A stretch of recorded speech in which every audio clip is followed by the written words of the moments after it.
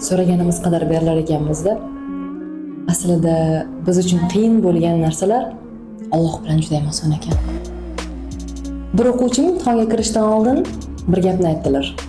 Ustoz, reytingda reja tuzish uchun berilgan 5 minutni yetkaza olmayapman. 5 minutni yozishni boshlasam, konkluziyaga ulgurmayapman deb aytdilar. Men unga shunchaki kiravering, bir gap bo'lar, so'raganingiz qadar beriladi-ku dedim. O'sha o'quvchim imtihondan chiqib telefon qilyaptilar. Reytingni ochishim bilanoq, endigina mavzuni o'qishim bilanoq svet o'chib qoldi. 6 minut svet o'chdi.